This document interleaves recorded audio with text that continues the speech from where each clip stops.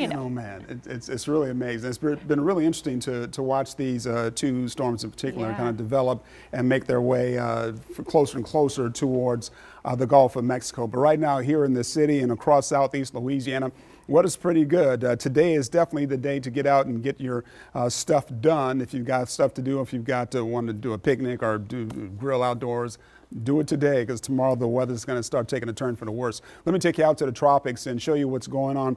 Once again, following two tropical storms right now, Tropical Storm Laura and Tropical Storm Marco. Marco, which is just south of the Gulf of Mexico.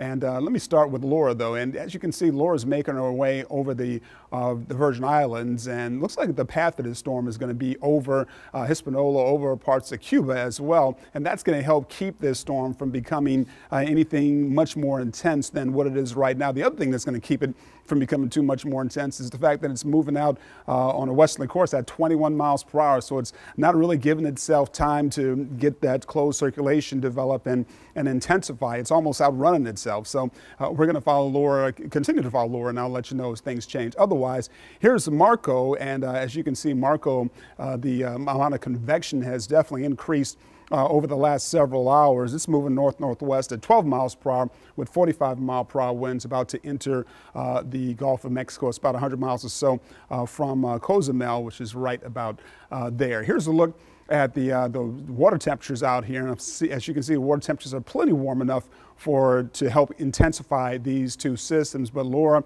dealing with a little bit of dry air, and of course the fact that it's moving over some pretty mountainous regions is going to help keep it from becoming too much more intense. And then Marco, there's a trough that you see here making its way into the Gulf of Mexico, some dry air as well, some wind shear associated with that, and that's probably going to help to keep Marco from becoming anything too intense. In fact, the latest track on Marco doesn't have it becoming a hurricane, and I'll show you that in just a second. Here's the National Hurricane Center forecast track for Laura, taking it over Hispaniola, over Cuba, as well as that tropical storm, 50-mile-per-hour winds before it makes its way into the Gulf of Mexico. Now, you know, we've got to watch this carefully, because, you know, when a storm moves over mountainous regions like that, it tends to weaken very, very quickly. And if it holds itself together and enters the Gulf of Mexico, then conditions when it enters will be plenty nice enough for it to develop into a category, at least a Category 1 hurricane with 85-mile-per-hour winds before it makes landfall here in southeast Louisiana. And this track looks like it's, you know, just south of Morgan City, that area, which places us on the right side of the storm, the more dangerous semicircle, which means strong winds and a lot of rainfall, some measure of storm surge for us as well. So there's a look at Laura, and here's a look at both of these. Well, here's a look at Marco. This path takes it almost directly towards the Texas Gulf Coast over the next several days, and here's a look at both of them together making landfall. But the Wednesday position for the Wednesday 1 a.m. position for Marco places it over the Texas Gulf Coast, and the Wednesday 1 a.m. position for Laura as a Category 1 hurricane just south of us here in southeast Louisiana. So Marco is going to stay kind of ahead of Laura over the next several days.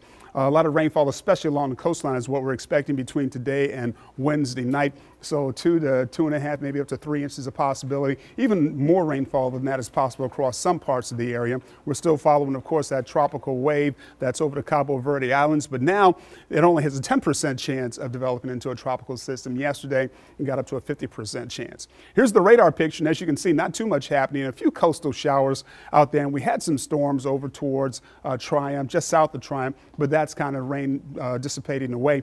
Our temperatures right now are in the upper 60s to the low 70s. At the airport, it's 74 degrees, some mostly sunny skies out there. 82% humidity. Feels like temperature is the same as the actual temperature right now. That's going to change as we go through the rest of the morning into the afternoon. And here's your 7-day forecast showing you the increase in rain chances from Sunday, staying pretty high Monday, Tuesday, and Wednesday. But it feels like 70.